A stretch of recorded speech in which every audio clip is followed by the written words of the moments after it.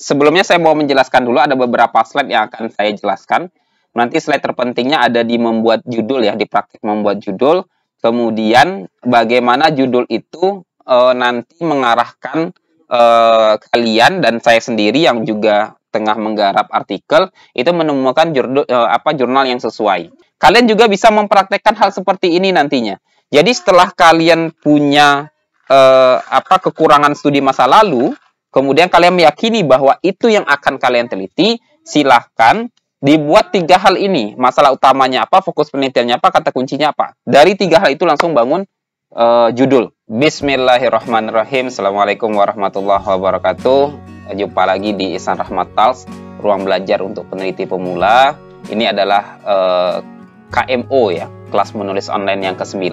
Yang sebelumnya saya sudah menjelaskan tentang cara memetakan artikel yang sudah direview. Jadi yang ke-7 KMO itu adalah mereview artikel, yang ke-8 itu adalah cara memetakan review artikelnya sehingga ditemukan kekurangan studi di masa lalu. Jadi kekurangan itulah yang akan diisi oleh penelitian kalian, penelitian saya sendiri begitu. KMO yang 9 ini ada 2 hal yang akan dibahas. Yang pertama, bagaimana caranya membangun atau membuat judul sementara.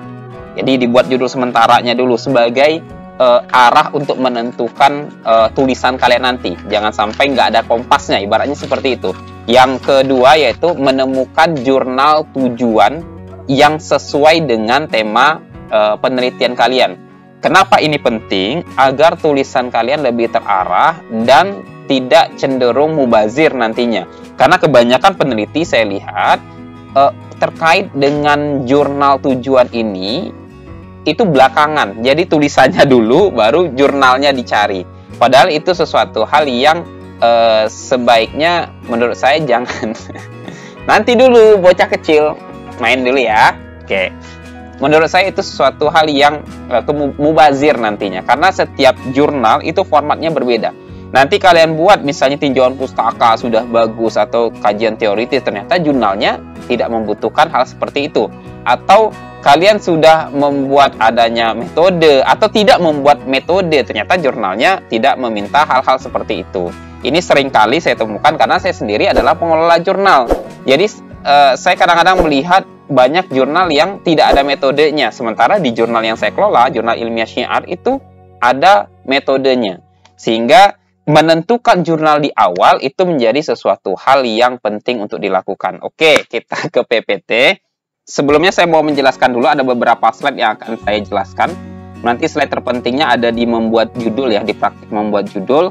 Kemudian bagaimana judul itu nanti mengarahkan kalian dan saya sendiri yang juga tengah menggarap artikel itu menemukan jurnal yang sesuai. Yang pertama yang mau saya jelaskan di sini adalah sebenarnya agar tidak salah kaprah, judul itu dibuat di paling akhir tulisan. Jadi tulisannya sudah selesai baru dibuat judulnya. Atau selama proses penulisan juga boleh. Tapi untuk pemula, untuk peneliti pemula itu perlu membuat judul sementara. Judul sementara ini fungsinya apa? Itu sebagai petunjuk arah agar artikelnya itu lebih tertata sehingga ketika kalian ingin A yang dijelaskan B itu kan tidak sesuai, itu pasti tidak diterima oleh pengelola jurnal begitu.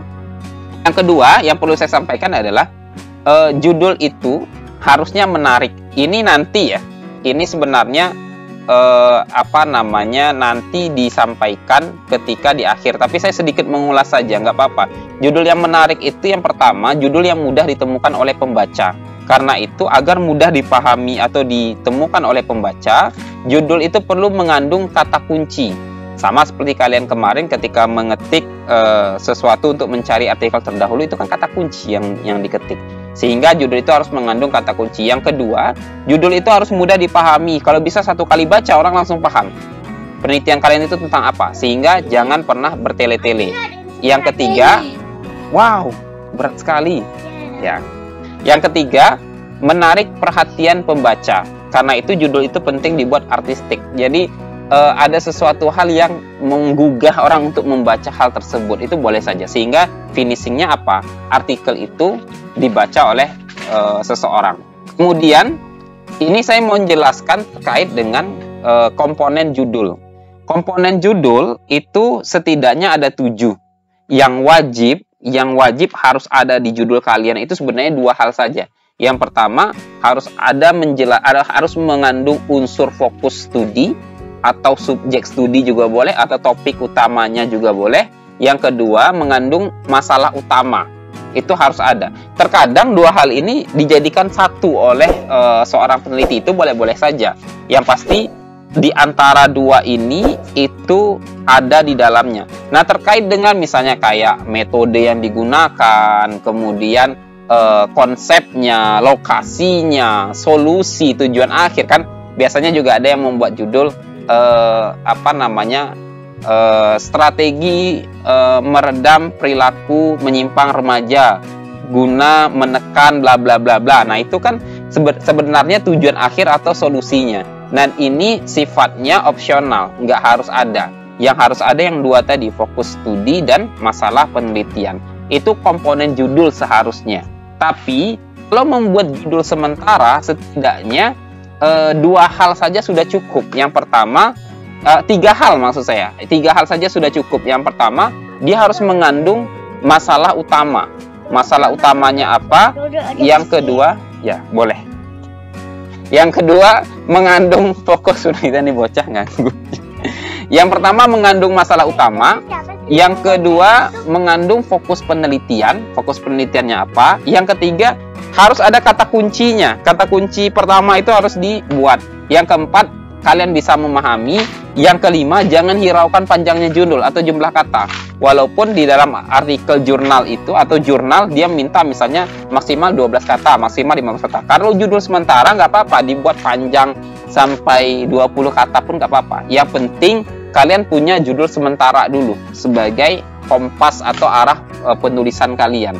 Saya contohkan, misalnya di judul saya yang kemarin kan saya meneliti tentang sudah menemukan gap studi ya, kekurangan studi tentang pariwisata masjid. Saya melihat ternyata orang rata-rata mengkaji pariwisata masjid menjelaskan sisi positifnya, potensinya, kebijakannya. Kemarin kan sistem informasi, kalau belum bisa didengarkan video tentang pemetaan artikel, tapi belum ditemukan bagaimana dampak negatif dari pariwisata masjid. Ternyata saya menemukan adanya dampak negatif, sehingga masalah utamanya itu adalah perilaku menyimpang wisatawan muslim di Masjid At-Taqwa Anggur Kota Bengkulu. Jadi masalah utamanya saya melihat ada perilaku menyimpang wisatawan nih.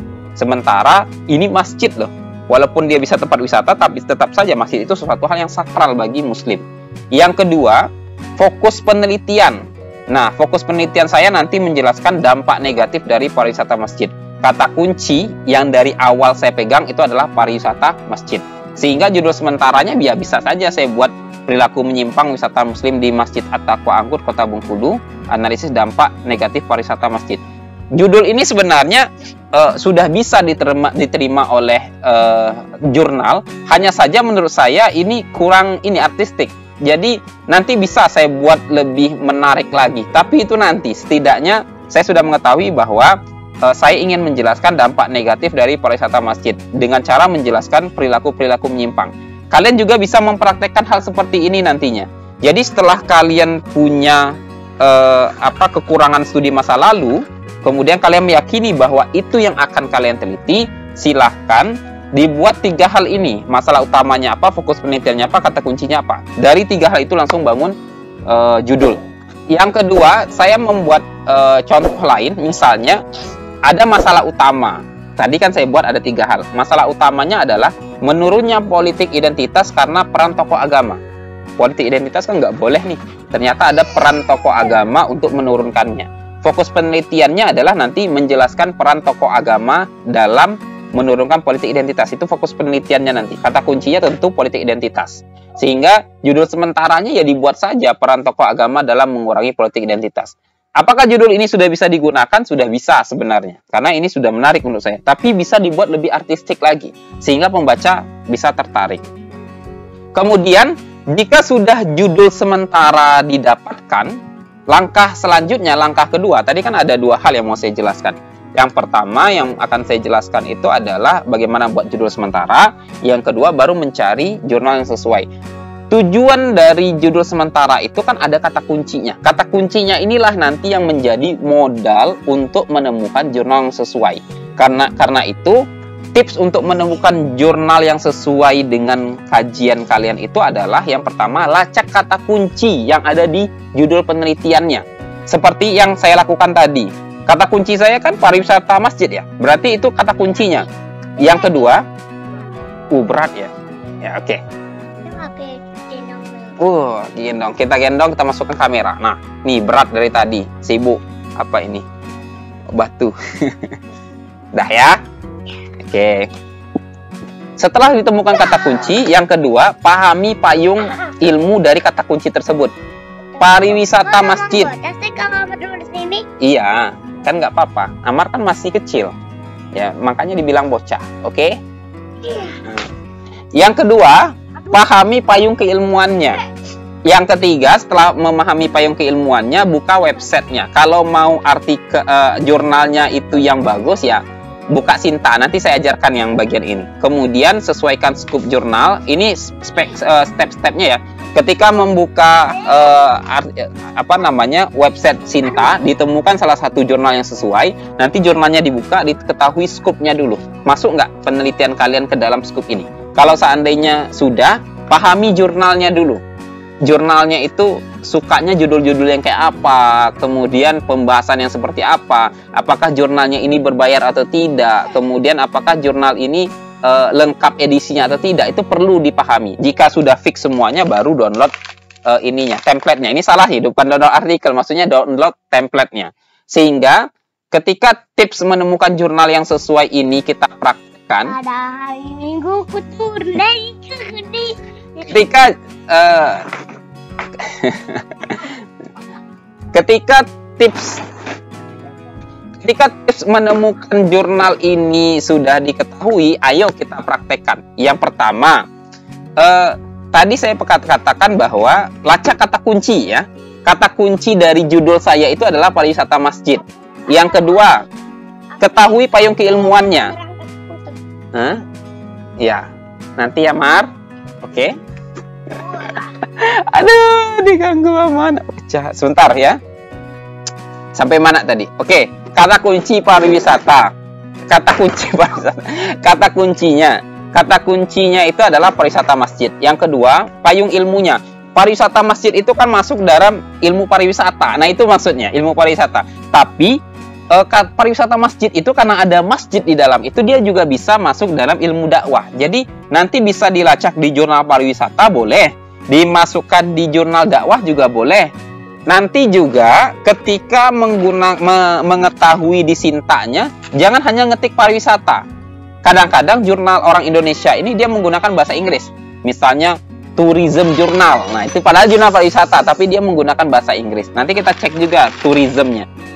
Yang kedua, dari judul yang kedua itu kan kata kuncinya adalah politik identitas. Nah, berarti kata kunci identitas. Nah, payung ilmu dari politik identitas itu adalah apa? Ya, otomatis ya ilmu politik. Ya, kemudian ilmu sosial. Nah, itu kan kata kuncinya. Sehingga setelah ini kita langsung praktek. Apa prakteknya? Kita buka Sinta dulu. Silakan buka Sinta jurnal ya. Kemudian buka saja yang paling awal, muncul di sini, ya. Silakan teman-teman ketik payung ilmunya tadi. Saya mau mengkaji tentang pariwisata masjid, sehingga kata kunci yang saya ketik di sini adalah pariwisata. Jadi yang diketik di sini adalah payung ilmunya ya. Kalau teman-teman mengetik pariwisata, saya contohkan, ini nggak bakal muncul karena mana ada jurnal yang fokus ke pariwisata. Ini kalau mau filter ya. Kalau mau ke Sinta 6, Sinta 5, Sinta 4, karena kalian baru pemula, boleh sampai Sinta 4 saja. Tapi kalau mau diteruskan boleh. Saya menyarankan seperti itu. Nah, tuh, tidak ditemukan kan? Karena yang dicari tidak ada. Nah, nih. Karena itu, coba ketik pariwisata. Kalau tidak mau difilter nggak apa-apa. Setelah ketik pariwisata langsung tekan enter di keyboardnya. Nah, ini akan muncul jurnal pariwisata. Jurnal pariwisata, Sinta 4, kemudian Khazanah Ilmu Pariwisata, ini banyak nih. Tinggal teman-teman mau mencoba di yang mana. Misalnya kita buka satu saja ya, yang paling atas. Kayaknya yang paling atas ini yang tinggi impact factor-nya. Klik saja ini, klik kanan.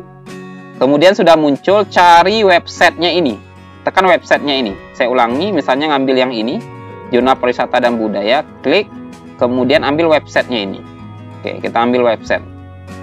Ya, langkah pertama cari di Sinta. Kemudian setelah muncul, buka websitenya. Setelah muncul websitenya, apa selanjutnya yang harus kita lakukan tadi? Nah, ini sesuaikan scope jurnal. Ayo kita cari scope jurnalnya. Ini jurnalnya tentang apa, sehingga nanti tidak salah kirim nantinya. Fokus dan lingkup. Nah, ini ada di sini ya, fokus dan lingkup. Di sini kita buka juga. Saya buka 2 jurnal pariwisata. Nah, di sini ada fokus dan lingkup juga. Fokus dan lingkup. Apakah setiap jurnal ada fokus lingkupnya? Enggak. Nanti cari saja. Kadang-kadang jurnal itu menggunakan istilah scoop. Nah, nih fokus dan lingkup. Jurnal pariwisata terbit pertama kali 2014, kemudian dengan lingkup keilmuan, destinasi pariwisata, kualitas pelayanan, perhotelan, budaya, makanan. Nah, di sini ada destinasi pariwisata.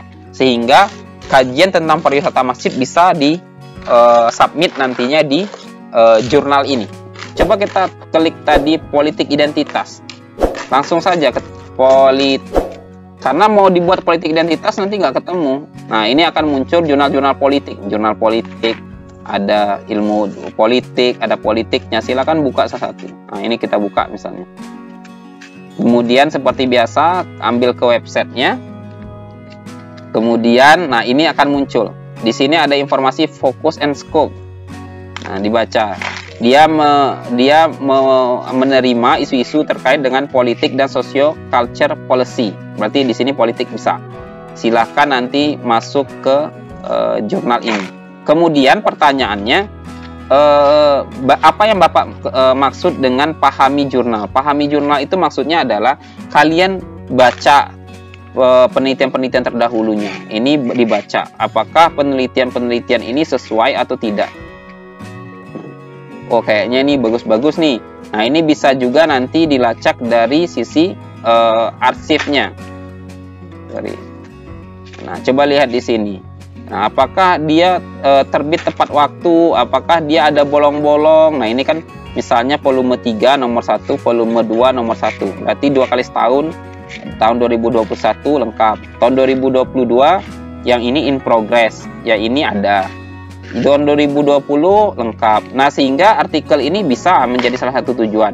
Satu lagi, jangan lupa dilihat itu author fees-nya. Dilihat jurnal ini bayar apa enggak. Nah, ternyata bayar nih. Jangan nanti kalian sudah proses panjang, ternyata setelah mau publish diminta uang 650.000. Nah, kalian kaget. Nah, jangan seperti itu. Nah, dilihat, ini benar-benar dipahami satu persatu. Jika sudah, yang terakhir di sini saya katakan adalah download artikelnya. Baru download template-nya. Ini template. Rata-rata jurnal Indonesia template-nya ada di sebelah kanan. Di download template-nya. Oh, ini cara download template-nya. Ambil file, kemudian download ya. Ambil yang Microsoft Word. Nah, ini template-nya. Dibuka template-nya. Kemudian kalian sudah bisa mulai menulis. Nah, ini di copy, kemudian ditaruh di template-nya. Titel manuskrip. Nah, di sini nih. Oh, enable editing dulu. Ini di sini. Nah, ini peran tokoh agama dalam mengurangi politik identitas. Jadi seperti itu. Minggu depan itu di KMO 10 ya. Boleh. Di KMO yang ke-10 saya akan membahas tentang cara menulis abstrak sementara. Kenapa harus abstrak? Kenapa nggak harus hasil dulu ataupun pendahuluan dulu, agar tulisan kalian itu jelas tentu arahnya. Sebenarnya yang perlu saya sampaikan di sini adalah kalau orang menulis artikel ilmiah, biasanya penelitiannya sudah selesai. Jadi penelitian selesai baru dibuat artikel ilmiahnya.